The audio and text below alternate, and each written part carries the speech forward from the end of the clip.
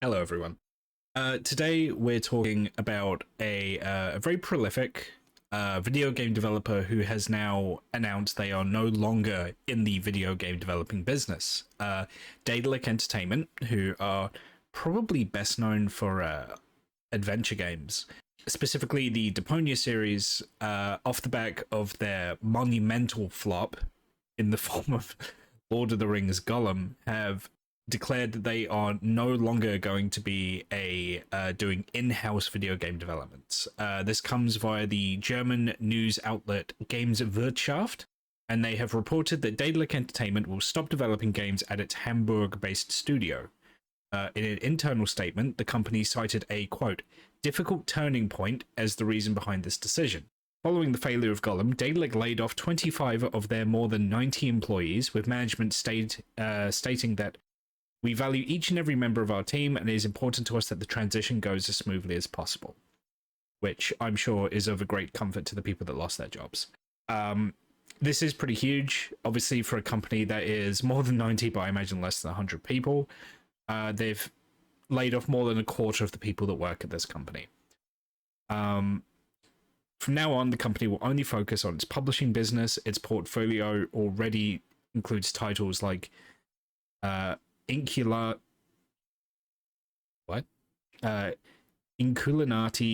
Shadow Tactics, Unrailed, and Iratus, Lord of the Dead.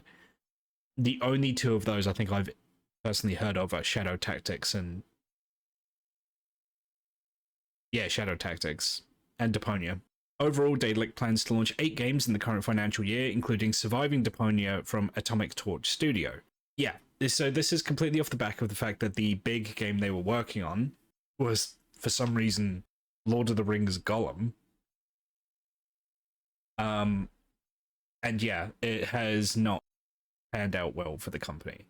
Launched on May 25th, The Lord of the Rings Gollum received mostly negative reviews from critics with an average Metascore of 34 to 39 out of 100. The game currently has a 34% rating on Steam based on 307 reviews. According to SteamDB, this is especially bad. According to SteamDB, it only peaked at 758 concurrent players, one of the worst results in Daedalic's history. So, I mean, yeah, you compare this to like the peak Deponia was 13,000 peak. Like, okay, it beat Blackguards 2, but that's Blackguards 2. A game that I think is permanently on sale. Hey everyone, this is Ash in the future with the in his editing suite. Just to add to this, that that's just the Steam performance of the game. The game was available on other platforms as well. Not to mention perhaps any kind of PC copies of the game that were sold outside of the Steam platform. So the Steam stats aren't the sole indicator as to the commercial expansion of the game. That being said, they are a indicator that the game did not do well commercially. Anyway, thank you. Daedalic told Polygon over the weekend that Gollum, quote, did not live up to the expectations we had for the game, end quote. As a result, the German company also cancelled another Lord of the Rings project that has been making since mid-2022. There's no way that project has even the slimmest of chances after the way that Gollum did. Even if it was a great game, everyone would just say, well, it's by the Gollum guys. So that game has no chance. Founded in 2007, Daedalic Entertainment is best known for the Deponia series, and last year it was acquired by the French publisher Nasson for 53 million euros. Yeah, it is unfortunate. Obviously, I do feel for the people that lost their jobs on this one. There is a quote that I saw not too long ago, which basically said that any game that gets released is a miracle. While that isn't necessarily, while that's not 100% the case, it is the case that a lot of projects either don't make it past the prototyping stage, they get cancelled via development, the publisher maybe gets spooked or moves on to something else, or maybe there's an internal change at the company and things get shelved or what have you. Yeah, there's a lot more games than you think die in the crib basically while they're being developed. So it's really quite remarkable in a way that Gollum survived as long as it did. I don't know. I do feel a little bit for Daedalic on this one because based on everything I've seen, they made an ugly, barely functional licensed puzzle platformer, which would have sold 20 years ago.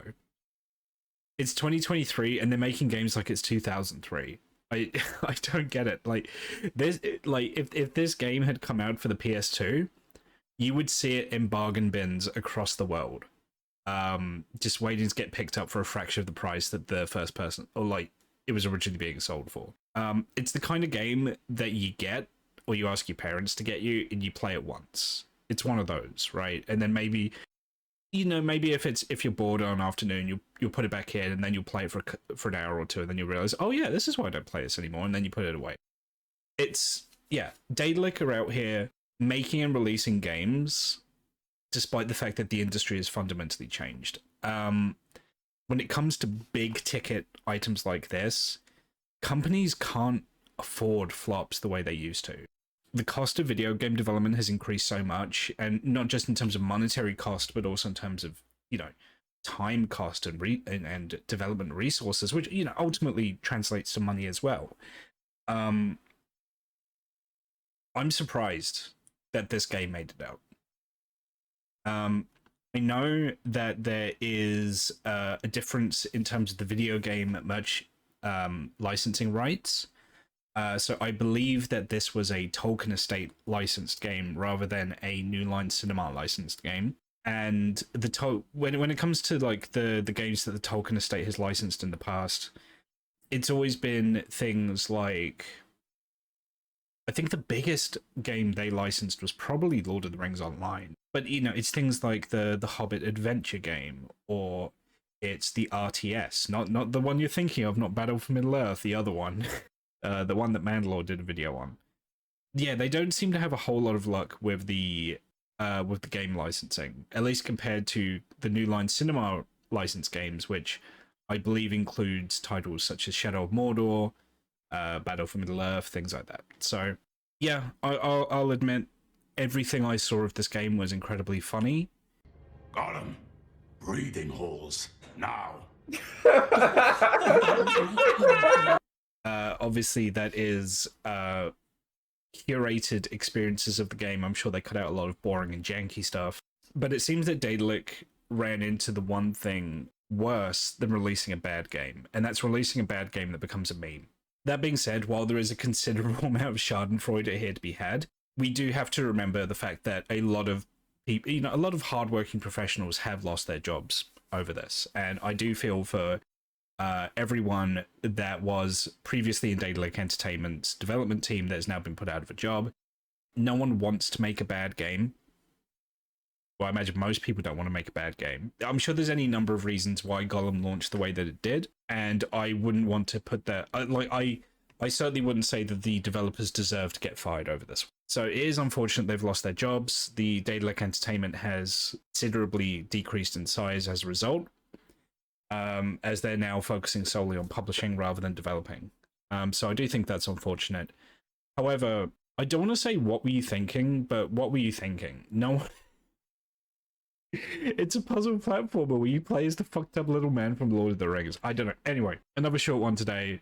That's just what I think. I'm just reporting on the fact, yeah, Daedalic is no longer developing games, which is unfortunate. It looks like they've handed the pioneer off to a new developer anyway. But yeah, what do you think? Did you play Gollum? The statistics would suggest no, you didn't. But anyone that did, I'd be really excited to see what you have to say. Do you think that maybe the purchase by Nason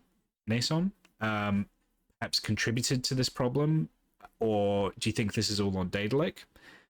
Yeah, please let me know what you thought. Please hit that like button if you like the breeding holes. I don't know. And please consider subscribing if you haven't already. And yeah, I'll see you on the next one. Thank you.